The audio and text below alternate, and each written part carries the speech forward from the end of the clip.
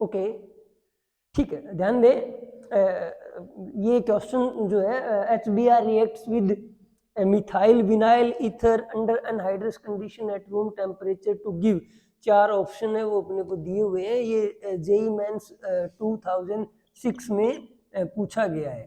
तो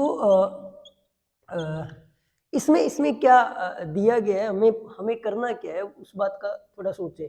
ये जो है ये ईथर है अपने पास, और ईथर की बात करें तो इस ईथर में HBr के साथ रिएक्शन है। किसके साथ रिएक्शन है? HBr के साथ। तो CH2 double bond CH vinyl और OCH3 मिथाइल, तो मिथाइल विनाइल ईथर है और इसकी रिएक्शन है वो HBr के साथ है।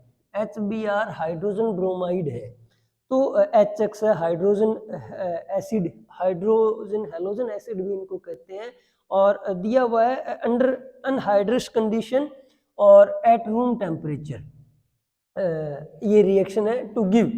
अब सीन ये है कि इसमें 2 टाइप से रिएक्शन हो सकती है आपकी। एक तो जो HBr है वो इलेक्ट्रोफिलिक एडिशन रिएक्शन दे सकता है इस एल्कीन के साथ, और दूसरा ईथर जो है मिथाइल विनाइल जो ईथर है वो HX के साथ ऑक्सीजन कार्बन बॉन्ड क्लीवेज है वो रिएक्शन दे सकता है। तो ये जो रिएक्शन है HBr की इसके साथ वो एनहाइड्रस कंडीशन में होती है। HBr की जो रिएक्शन है ईथर के साथ breaking of carbon oxygen bond की रिएक्शन है, जो केमिकल प्रॉपर्टीज ऑफ ईथर में हम लोग डिस्कस करते हैं, वो रिएक्शन है वो एक तो हीटिंग पे होती है और दूसरी एनहाइड्रस कंडीशन में होती है। हाइड्रस कंडीशन के अंदर वो रिएक्शन नहीं होती। सेकेंडरी अभी इसने स्टेटमेंट जो गिवन है में क्या होता है नहीं होता वो दूसरी बात है। ये इसने दे रखा है कि इस रिएक्शन के साथ HBr की रिएक्शन है एनहाइड्रस कंडीशन में रूम टेम्परेचर पे, रूम टेम्परेचर के ऊपर HBr है वो सिर्फ इलेक्ट्रोफिलिक एडिशन रिएक्शन देता है।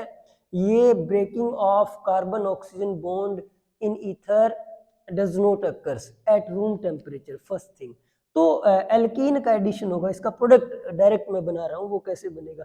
एल्कीन का एडिशन होगा, एल्कीन पर एडिशन होगा HBr का जिसमें ईथर के साथ अभी कोई रिएक्शन नहीं हो रही क्योंकि रूम टेम्परेचर पे रिएक्शन है। तो प्रोडक्ट है वो मार्कोनिकोव रूल के अकॉर्डिंग बनेगा, और मार्कोनिकोव रूल में क्या होता है, ये जो कार्बन डबल बॉन्ड कार्बन है रिएक्शन तो सिर्फ यहाँ पे हो रही है और यहाँ पे रिएक्शन हो रही है, तो एल्कीन के उस कार्बन के पास हाइड्रोजन जाएगा जिसके पास ऑलरेडी ज्यादा हाइड्रोजन है अकॉर्डिंग टू मार्कोनिकोव रूल, तो दूसरे कार्बन के पास क्या जाएगा, Br जाएगा। तो अपने पास प्रोडक्ट क्या बनेगा इसका, C डबल बॉन्ड COCH3, इस कार्बन के साथ तो अपना हाइड्रोजन जुड़ेगा और इस कार्बन के साथ क्या जुड़ेगा, Br जुड़ेगा। ये तो इलेक्ट्रोफिलिक एडिशन है, प्रोडक्ट बन रहा है मार्कोनिकोव रूल के अकॉर्डिंग।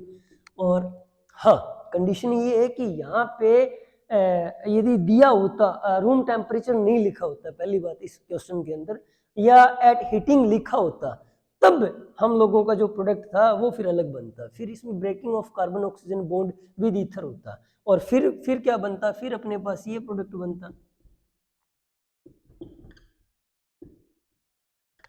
ये क्यों बनता, क्योंकि ये भी रूल्स में है, जब प्राइमरी ऑक्सीजन ईथर के अनसिमेट्रिकल ईथर के दोनों साइड प्राइमरी अल्केन हो तो उस केस के अंदर हेलोजन का एडिशन है वो स्मॉलर अल्काइल ग्रुप के साथ होता है।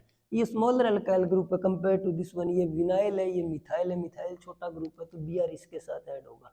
हाँ, ये जो स्टेटमेंट दिया हुआ है यहाँ पे अनहाइड्रस, वो इस बात के लिए दिया हुआ है क्योंकि breaking of carbon oxygen bond with HBr है वो अनहाइड्रस कंडीशन में अकर्स होता है। We have seen in the mechanism of this reaction. तो ये यहाँ पे हाइड्रस और अनहाइड्रस कंडीशन का इलेक्ट्रोफिलिक एडिशन में कोई भी रोल नहीं है, सॉल्वेंट की जरूरत नहीं है, HBr खुद काम कर रहा है और डायरेक्ट अपने को इलेक्ट्रोफिलिक एडिशन दे रहा है।